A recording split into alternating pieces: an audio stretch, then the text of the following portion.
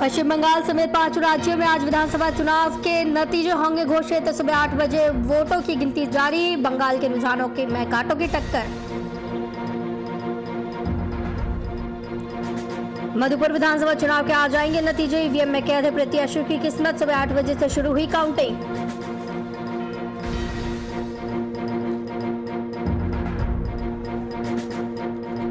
झारखंड के अस्पतालों में 70% बेड कोविड के लिए आरक्षित। हेल्थ सेक्रेटरी ने जारी किए आदेश। 9 दिनों में हुई 750 संक्रमितों की मौत। स्वास्थ्य सुरक्षा सप्ताह में सख्ती। रांची में 3 बजे के बाद बेवजह घर से निकले तो देना होगा जुर्माना। सड़कों पर अतिरिक्त पुलिस की हुई तैनाती।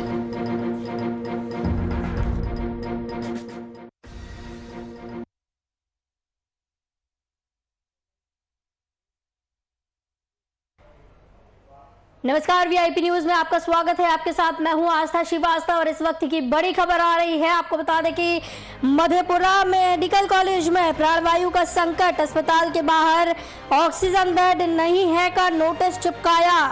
102 बेड के लिए 180 सिलेंडर की जरूरत। अस्पताल को मिल रहे मात्र 60 से 80।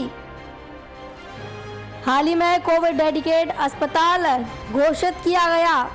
मेडिकल कॉलेज के अधीक्षक ने खड़े किए हाथ। ऑक्सीजन मिलने पर ही मरीजों को पूरी सेवाएं दे पाएंगे, अधीक्षक का कहना है। आपको बता दें कि मधेपुरा मेडिकल कॉलेज में ऑक्सीजन बेड उपलब्ध नहीं है। ऑक्सीजन मिलने पर ही मरीजों को पूरी सेवाएं देने की बात की जा रही है।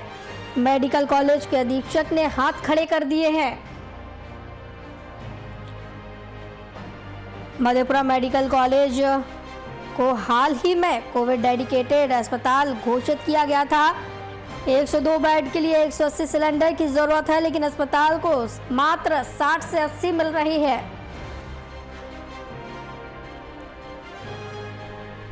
मधेपुरा मेडिकल कॉलेज में संकट बना हुआ है। बड़ी खबर इस वक्त की टीवी स्क्रीन पर आपको बता दें पटना से। इस खबर की तमाम जानकारी के लिए हमारे साथ पटना से संवाददाता कुमार गौतम जुड़ गए हैं। गौतम, मधेपुरा मेडिकल कॉलेज को हाल ही में कोविड डेडिकेटेड अस्पताल घोषित किया और अब हाथ खड़े कर दिए। ऑक्सीजन बेड नहीं है का नोटिस चिपका दिया गया। बिल्कुल, देखिए ये खबर जैसे ही सरकार के कान में गई है, सरकार ने राहत व्यवस्था कहने की बात तो कही है, लेकिन कहीं ना कहीं ये आलम मधेपुरा का नहीं है, ये आलम बिहार के हर जिले का है, जहां पर स्थितियां बहुत ही गंभीर होती जा रही है। आपने देखा होगा कि एनएमसीएच के सुप्रिंटेंडेंट ने भी ऑक्सीजन का हवाला देकर के अपने पद से मुक्ति की बात कही थी। कहा था कि मुझे यहाँ पद मुक्त किया जाए। तो ऐसी स्थितियां अब जो भी अस्पताल है उसके जो सुप्रिंटेंडेंट होते हैं, अधीक्षक होते हैं, ये उनकी जिम्मेदारी और जवाबदेही होती है। तो ऐसे में अगर उनको ऑक्सीजन मुहैया नहीं कराया जाएगा, उनको दवाएं नहीं दी जाएगी, उनको किट नहीं मिलेगा, तो वो इलाज कैसे करेंगे? सब कुछ राम भरोसे है। और यही कारण है कि मधेपुरा की ये तस्वीर आज सामने आई है और मधेपुरा में अधीक्षक ने साफ तौर पे हाथ खड़े करते हुए ये कहा है कि यदि उनको ऑक्सीजन मुहैया नहीं होगी तो जो भी यहाँ पर इलाज करा रहे हैं, जिनको ऑक्सीजन की निहायती जरूरी है, उनका दम घुट सकता है। तो ऐसे में अब वो और भी मरीजों को लेना नहीं चाह रहे हैं और जो मरीज जा रहे हैं उनको ये बोर्ड चस्पा करके दिखाया जा रहा है कि आप अब यहाँ भर्ती ना हो। तो ऐसे में अब मधेपुरा ही नहीं, मधेपुरा के अलावा आप देखिए दरभंगा की स्थिति, भागलपुर की स्थिति। भागलपुर में भी ये कोसी क्षेत्र का सबसे बड़ा अस्पताल है जवाहरलाल नेहरू अस्पताल, मायागंज अस्पताल। वहाँ की भी तस्वीरें ऐसे ही हैं। जो वहाँ सुप्रिंटेंडेंट है वो लगातार अपने से ऊपर के अधिकारियों को इस बात की जानकारी दे रहे हैं कि स्थितियां इस वक्त कितनी खराब होती जा रही हैं। ऐसे में सरकार ने जिला के प्रभारियों को, मंत्रियों को जिला का प्रभार तो सौंपा है, लेकिन क्या वो ऑक्सीजन मुहैया करा पाएंगे? क्या वो दवाई की किट मुहैया करा पाएंगे? क्या अब जिस तरह से वैक्सीनेशन को लेकर के 18 साल से ऊपर के जो लोग हैं, जिन लोगों ने रजिस्ट्रेशन कराया, पंजीकरण कराया है, क्या उनको वैक्सीन मिल पाएगी? कई ऐसे सवाल हैं जिसके जवाब राज्य सरकार को देने होंगे। राज्य सरकार हमेशा से ये कहती रही है कि डबल इंजन की सरकार है, कोई दिक्कतें नहीं होगी, कोई कमी नहीं होगी, ऑक्सीजन की कोई किल्लत नहीं है, लेकिन कहीं ना कहीं ऑक्सीजन की जो व्यवस्थाएं हैं वो अगर मुकम्मल तौर पर अस्पताल में नहीं पहुंचेगी तो अस्पताल अधीक्षक ऐसे ही खत लिखते रहेंगे और बोर्ड लगा करके नो एंट्री का बोर्ड लगा करके बैठ जाएंगे। स्थिति बहुत खराब होती जा रही है। और आपको एक बात और बता दें कि हाल के दिनों में अभी आपने देखा होगा कि IGIMS के अंदर भी जब सुप्रिंटेंडेंट ने ये लिखा कि 1 घंटे के अंदर ऑक्सीजन खत्म हो जाएगी और तब जाकर के दूसरी एजेंसी से बात करके वहां पर ऑक्सीजन मुहैया कराई गई।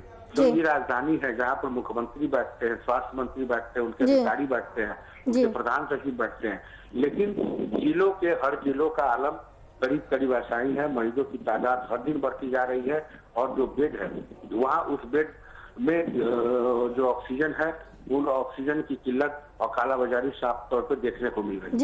जी बिल्कुल गौतम, जिस तरीके की स्थिति देखने को मिल रही है, जिस तरीके से संक्रमण बढ़ रहा है, मरीजों की संख्या बढ़ रही है, इसी बीच तमाम अस्पतालों में इस तरीके की स्थिति देखने को मिल रही है। कहीं ऑक्सीजन कम है, बेड कम है, ऑक्सीजन बेड नहीं मिल रहे हैं, तमाम जो कमियां देखने को मिल रही हैं, इस पर कब तक सुधार किया जाएगा? प्रशासन तो तमाम दावे करती है कि कोई भी कमी इस दौरान नहीं हो, जो भी कमी है उसको पूरी की जा रही है, लेकिन यहाँ पर जब अस्पताल प्रबंधन ने हाथ खड़े कर दिए, मरीजों का इलाज नहीं हो पाएगा, तो इसकी जिम्मेदारी कौन लेगा? देखिए, इसी जिम्मेदारी को से मुक्त होना चाहते हैं अधीक्षक, ताकि कल से ऊपर इनके ऊपर कोई विभागीय कार्रवाई न हो। जी। इसलिए इससे बचने के लिए कोई विकल्प नहीं है इसका। तो जिम्मेदारी और जवाबदेही तो अस्पताल अधीक्षक की बनती है और समय रहते यही कारण है कि उन्होंने हाथ खड़े कर लिए हैं। उन्होंने साफ तौर से अपने सीनियर अधिकारियों को ये निर्देश दे दिया है, सीनियर अधिकारियों को यह लिखित रूप में भी दे दिया है कि यहाँ पर जो व्यवस्था है उसी व्यवस्था के तहत काम किया जा सकता है। लेकिन कोविड के लिए डेडिकेटेड है मधेपुरा का ये अस्पताल और आप अंदाजा लगाइए जो डेडिकेटेड अस्पताल होता है वहाँ तमाम चीजें मुहैया कराई जाती है, लेकिन ऐसे में जहाँ ऑक्सीजन की किल्लत हो, जहाँ दवाइयों की किल्लत हो, जहाँ पे स्वास्थ्य कर्मियों की किल्लत हो, तो कई ऐसी चीजें हैं। कोविड अस्पताल डेडिकेटेड हो जाने से सिर्फ काम नहीं होगा, अभी सरकार को और भी कई विकल्प व्यवस्थाएं करनी होगी। अभी ये सिर्फ वॉक इन इंटरव्यू के जरिए सिर्फ अस्पताल में डॉक्टरों की नियुक्ति का फरमान जारी किए हैं, अभी भी उसमें इम्प्लीमेंट नहीं हुआ है। तो कई ऐसी चीजें हैं जैसे सरकार कह रही है कि हम ऑक्सीजन मंगवाएंगे, ऑक्सीजन एक्सप्रेस गाड़ी चलेगी, तो ये सब कुछ हवाई है। जब तक कागजी तौर पे ये चीजें धरातल पर नहीं उतरेगी तब तक ये ऐसी खबरें सामने आएगी। और अभी मधेपुरा ही नहीं, बिहार के कई ऐसे जिले हैं जहां पर जो मरीज जा रहे हैं उनको या तो भर्ती नहीं लिया जा रहा है, उनको ये कहा जा रहा है कि यहाँ पर ऑक्सीजन की कमी है, यहाँ पर बेड की कमी है, यहाँ पर दवाइयों की कमी है। तो अब ऐसे में बिहार वाकई ऐसी परिस्थिति उत्पन्न हुई है जहाँ पर कोरोना का एक बहुत बड़ा विस्फोट हुआ है और अभी 15 मई तक ये विस्फोट जारी रहेगा, उसमें कोई सुधार होने की गुंजाइश नहीं है। और ऐसे में सबसे ज्यादा दिक्कतें मरीजों के साथ है, क्योंकि बिना ऑक्सीजन के उनकी जान जा सकती है। जी गौतम, जिस तरीके की स्थिति देखने को मिल रही है, क्या ऐसा लगता है कि ये जो डेडिकेटेड अस्पताल कोविड के लिए किया गया है नाम मात्र के लिए कर दिया, क्योंकि तमाम जिस तरीके की सुविधाएं यहाँ पर नहीं मौजूद है? बिल्कुल वही मैं कह रहा था कि जो अस्पताल डेडिकेटेड कोविड के लिए है वहाँ पर आपको बेड की व्यवस्थाएं सिर्फ करने से नहीं काम चलेगा। आपने ठीक है 100 बेड लगवा दिए तो कोई टेंट पंडाल या समियाना नहीं है कि जहाँ आप सिर्फ 100 बेड की व्यवस्था कर देने से वहाँ मरीज एडमिट हो जाएंगे। उनको देखने के लिए डॉक्टर भी होने चाहिए, उनको देखने के लिए स्वास्थ्य कर्मियों की जरूरत होती है, उनको उनके इलाज के लिए। और अभी सबसे ज्यादा निहायती चीजें सिर्फ 3 चीज है। पहला ऑक्सीजन, कोई भी मरीज को अभी सबसे पहले अगर कोई सीरियस मरीज है तो उसका सबसे पहले ऑक्सीजन की जरूरत होती है और ऑक्सीजन सिलेंडर की भरपाई सरकार कैसे करेगी ये सरकार जाने। लेकिन जब आपने कोविड अस्पताल बनाए हैं और खास करके डेडिकेटेड कोविड अस्पताल अगर आपने बनाया है तो सिर्फ बेड मुहैया कर देने से आप ये नहीं कह सकते कि हाँ हमने 100 बेड की व्यवस्थाएं कर दी है। 100 बेड के साथ साथ आपको 100 सिलेंडर की व्यवस्था करनी होगी, अल्टरनेट उसके अलावा दवाइयों की व्यवस्था करनी होगी, उसके लिए स्वास्थ्य कर्मियों की व्यवस्था करनी होगी। तो अभी जहाँ डॉक्टर हैं सिर्फ राजधानी पटना में ही आप देखिए कि स्थिति कितनी खराब होती चली गई। एमसीएच के सुपरिटेंडेंट को लेटर लिखना पड़ा, IGIMS के सुपरिटेंडेंट को लेटर लिख करके सरकार से त्राहिमाम संदेश लिखना पड़ा। तो जी। स्थितियां बिल्कुल विपरीत है अभी। और ऐसे में सिर्फ बेड की व्यवस्था कर देने से काम नहीं होगा। जी। अब अगर आगे वो मरीज को एडमिट लेते हैं तो उनके लिए ऑक्सीजन चाहिए, और जी। जो ऑक्सीजन है वो कुछ घंटों के लिए है।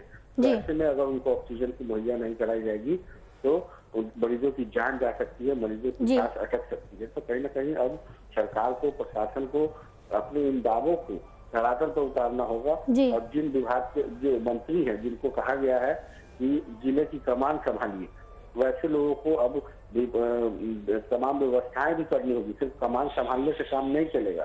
स्थितियां बहुत खराब है बिहार की। जी। और सरकार को अब इसमें कुछ पहल के साथ साथ तेजी लाने की जरूरत जी। है।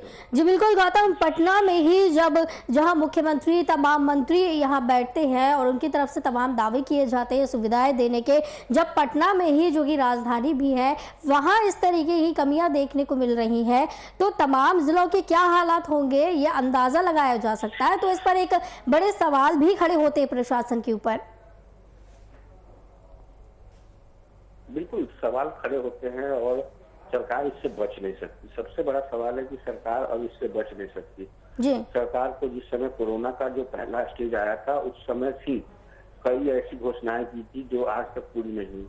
आप देखिए कि राजधानी पटना में बिहटा में जो कोविड सेंटर है वहां पर आप सिर्फ बेड की या सारी चीजों की व्यवस्था है, लेकिन टेक्नीशियन के अभाव में अभी वो शुरू नहीं हो पाया था शुरुआत के दिनों में। आपने निदानता के लिए आपने घोषणाएं कर दी, कोविड अस्पताल बनाने की बात कह दी, लेकिन वो फेज खत्म होते ही सरकार इलेक्शन में चली गई। इलेक्शन के बाद सरकार बनाने में लग गए। सरकार अपनी बहुमत के आंकड़ों को पूरा करने में जुट गई, मिलन समारोह में जुट गई, दूसरे विधायकों को अपने पाले में तोड़ने के लिए जुट गई। लेकिन इन तमाम चीजों के बीच में सबसे ज्यादा नुकसान अगर हुआ तो वो हुआ अस्पताल के अंदर जो चीजें चाहिए वो नहीं हो पाई, अस्पताल नहीं हो पाया, जिसके कारण आज ये व्यवस्थाएं हुई। आप देखिए कि अभी जो वर्तमान स्थिति है, हर दिन प्रतिदिन जो आप देखिए कि पिछले 35 दिनों में 1 लाख से ज्यादा मरीज सामने आए हैं। तो क्या सरकार को इन तमाम मरीजों के जो घर में इलाज करा रहे हैं वो तो होम आइसोलेशन पर हैं, क्वारंटीन में हैं, लेकिन जो व्यवस्थाएं अभी कोरोना के इस दर्द की वजह से देखने को मिल रहा है, जो मरीज अभी गंभीर स्थिति में है, हल्की बुखार के साथ साथ सांस लेने में जिनको सबसे ज्यादा दिक्कतें हो रही है, उन मरीजों के लिए ऑक्सीजन की और जो दवाइयां हैं अभी 14,000 सिर्फ डोज अहमदाबाद के विशेष विमान से आया है। तो क्या ये सिर्फ 14,000 डोज दे देने से या बांट देने से काम नहीं चलेगा, क्योंकि इन दवाइयों की लगातार चाहिए और इसके बिना मरीजों की जान जा सकती है। तो ये व्यवस्थाएं सरकार को करनी पड़ेगी। अगर सरकार नहीं कर पाती है विफल हो जाएगी।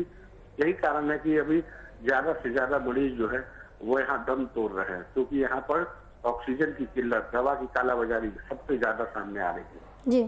जी बिल्कुल गौतम, तो कहीं ना कहीं अब सरकार को जरूरत है धरातल पर उतारने की। जो तमाम वादे, तमाम दावे सरकार की तरफ से किए जा रहे हैं उन्हें धरातल पर उतारने की, ताकि मरीजों को, जनता को किसी भी प्रकार की परेशानी का सामना ना करना पड़े। बहुत बहुत धन्यवाद कुमार गौतम, संवाददाता हमारे साथ जुड़े थे इस खबर की तमाम जानकारी के लिए। तो आपको बता दें, मधेपुरा मेडिकल कॉलेज में अब ऑक्सीजन बेड की कमी देखने को मिल रही है। ऑक्सीजन के कमी की वजह से तमाम परेशानियां सामने आ रही हैं। मरीजों को बताया जा रहा है कि 102 बेड के लिए 180 सिलेंडर की आवश्यकता है, लेकिन अस्पताल को मात्र 60 से 80 सिलेंडर ही मिल रहे हैं। इसी के चलते जब ऑक्सीजन बेड की कमी देखने को मिली है तो मेडिकल कॉलेज के अधीक्षक ने अपने हाथ खड़े कर दिए हैं और कहा गया है कि ऑक्सीजन मिलने पर ही मरीजों को पूरी सेवाएं दी जा सकेंगी।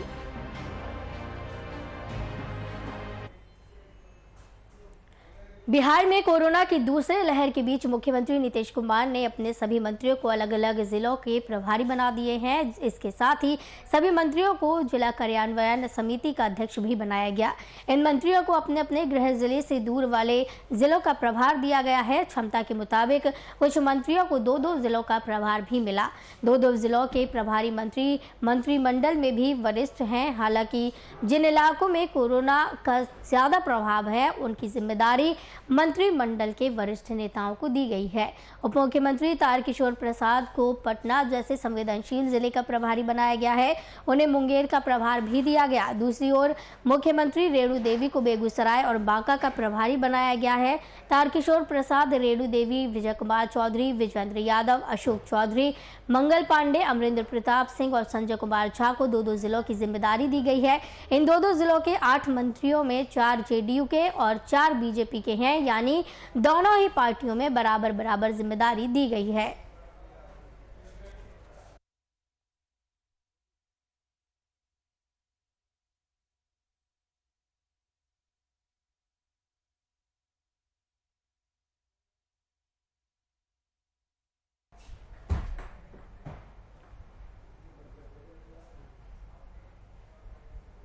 गिरिडीह जिले के गांवा ब्लॉक स्थित मालरा बाजार में धनवार विधानसभा संघर्ष समिति के निर्देश पर कोरोना से बचाव को लेकर जागरूकता अभियान चलाया गया। अभियान का नेतृत्व समिति के अध्यक्ष मनीष शर्मा ने किया। इस दौरान समिति के सदस्यों ने मालड़ा मस्जिद के चौक के पास हाथों में स्लोगन लिखा तख्ती लेकर लाउडस्पीकर से सभी लोगों को शारीरिक दूरी बनाने और मास्क पहनकर घर से बाहर निकलने की भी अपील की।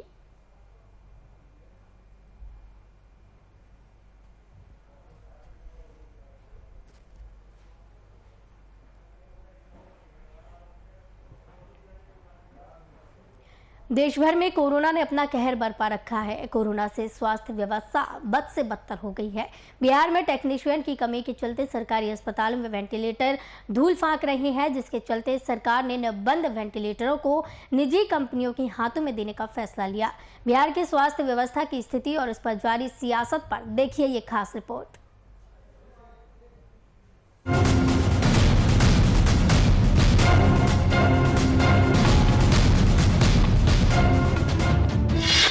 सरकार के पास वेंटिलेटर है, टेक्नीशियन नहीं। सरकारी अस्पताल में धूल फांक रहे वेंटिलेटर। सरकार निजी कंपनियों को देगी बंद वेंटिलेटर। स्वास्थ्य समिति ने जारी किया विज्ञापन।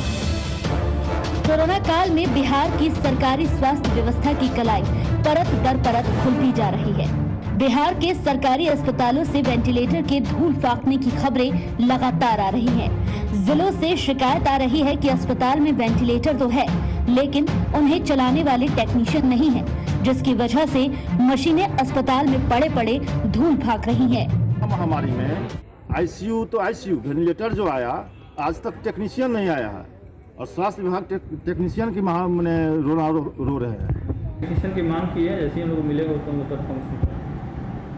वैसे हम लोग अभी जितने भी प्राइवेट मेडिकल कॉलेज और जो प्राइवेट हॉस्पिटल से अभी हम लोग आवेदन लिए थे, तो कुल मिला के 82 बेड्स 7-8 प्राइवेट हॉस्पिटल्स ने देने का निर्णय लिया हम लोग। यानी कि 6 वेंटिलेटर्स हमारे पास हैं, लेकिन उनके संचालन के अभाव में आज के दिन में कटिहार में वेंटिलेटर की सुविधा उपलब्ध नहीं थी।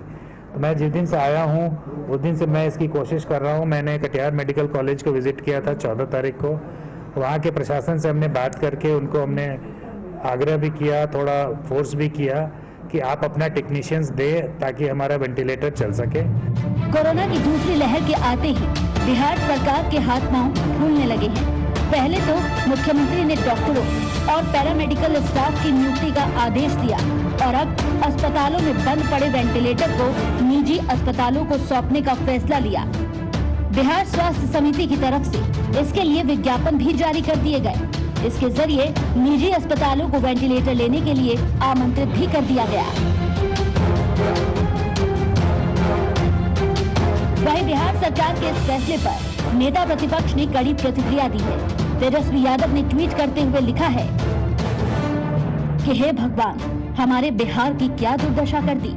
16 वर्षों के सीएम नीतीश कुमार और भाजपा ने बिहार में वेंटिलेटर चलाने के लिए सरकारी अस्पतालों में टेक्नीशियन नहीं है, इसीलिए सरकारी वेंटिलेटर अब निजी अस्पतालों को दिए जा रहे हैं। बेशर्मों और जंगल राज का रोना रोइए।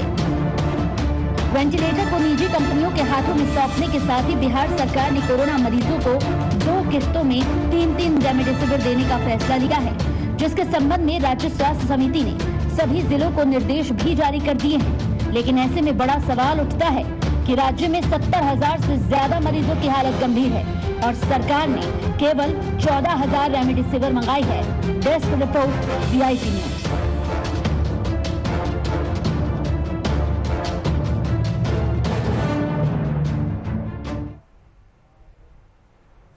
झारखंड में कोरोना बेकाबू हो गया है। बीते 24 घंटे में 159 लोगों ने कोरोना से अपनी जान गंवा दी। शनिवार को राज्य भर में कुल 6,323 कोरोना संक्रमितों की पहचान की गई। राजधानी रांची में 45 कोरोना मरीजों की मौत हुई। रांची में शनिवार को भी 1,377 लोग कोरोना संक्रमित पाए गए। रांची में 606 मरीज स्वस्थ हुए। हालांकि 24 घंटे के भीतर 45 कोरोना मरीजों की मौत हो गई है। चिंता की बात यह भी है कि रांची में कोरोना संक्रमित मरीजों की संख्या बढ़कर अब 20,069 हो गई है। झारखंड में संक्रमित मरीजों की संख्या बढ़कर अब 58,437 हो गई।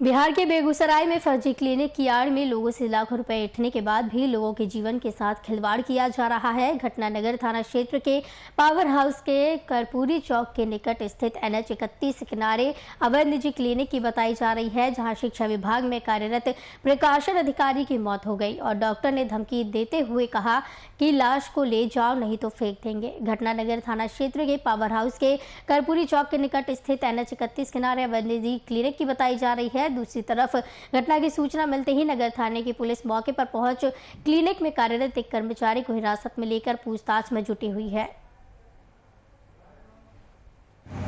यहाँ पे कुछ नहीं हुआ, उनका डेथ हो गया था कल 12:30 बजे आज सुबह में। तो हम इनको बोले कि हमको डिस्चार्ज समरी दे दीजिए और डेथ सर्टिफिकेट दे दीजिए। तो उन्होंने कहा कि हम आपको दे देंगे, बॉडी यहाँ से ले जाइए, और धमकी देने लगे कि हम बॉडी को यहाँ वहाँ फेंक देंगे और हम क्या ऊपर ही रखिए तब तक जब तक हो जाता है। तो लेकिन नहीं हो पाएगा तो वो नीचे रख लिए। यहाँ पे आए फिर 2-3 लड़का लोग को बुला के कोशिश करने लगे कि हमको धमकी को हटाओ, नहीं तो हम यहाँ फेंक देंगे वहाँ फेंक देंगे। मतलब हमको 2 चीज़ चाहिए, डिस्चार्ज समरी और डेथ सर्टिफिकेट दे दो, हम चले जाएंगे ना, ठीक है। पर वो नहीं कर पा रहे। हम यहाँ से लगभग 7 घंटे से हम वेट कर रहे हैं, पर कोई कुछ नहीं सुनने वाला। ज्ञान में आया है और बिल सम्मत कार्रवाई उनके ऊपर जरूर की जाएगी। कत्यायनी है तो अभी तो हम देखे नहीं हैं। जानकारी मिली है कि कोविड पॉजिटिव पेशेंट का वो कर रहे थे इलाज, जबकि वो ऑथराइज नहीं है, उनको कोई ऑथराइजेशन नहीं दिया गया है। यहाँ से सिर्फ 14 हॉस्पिटल है जिसमें ये नहीं है।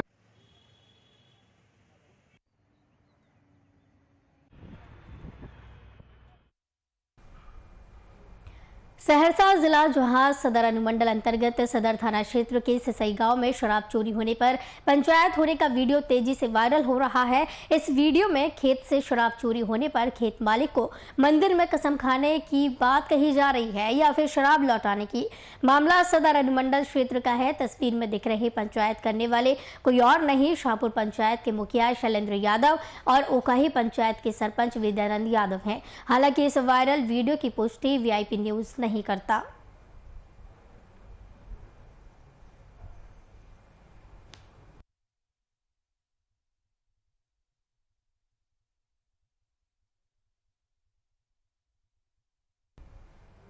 कैमूर जिले के दुर्गावती से एक खबर आई है, जहां दुर्गावती थाना क्षेत्र के सावट गांव में बारात देखने जाने को लेकर एक युवक ने कट्टे से फायरिंग कर दी, जिसमें 2 बच्चे घायल हो गए। गोली मारने वाला युवक और दोनों घायल बच्चे सावट गांव के ही बताए जा रहे हैं। इधर घटना के बाद ग्रामीणों ने दुर्गावती पुलिस को सूचित किया, जिसके बाद मौके पर पहुंची दुर्गावती पुलिस ने युवक को घर से गिरफ्तार कर लिया। पुलिस ने युवक के पास से एक देसी कट्टा एवं 315 बोर का 2 जिंदा कारतूस बरामद किए। पुलिस मामले की जांच में जुटी हुई है। आपको बता दें, पुलिस ने आरोपी को गिरफ्तार किया है। कैमूर से खबर देखने को मिली है। इस दौरान जहां दुर्गावती थाना क्षेत्र के सावट गांव में बारात देखने जाने को लेकर एक युवक ने कई कट्टे से फायरिंग कर दी, जिसमें 2 बच्चे घायल हो गए। गोली मारने वाला युवक और दोनों घायल बच्चे सावट गांव के ही बताए जा रहे हैं। इस घटना के बाद ग्रामीणों ने दुर्गावती पुलिस को सूचित किया है, जिसके बाद मौके पर पहुंची पुलिस ने युवक को गिरफ्तार कर लिया।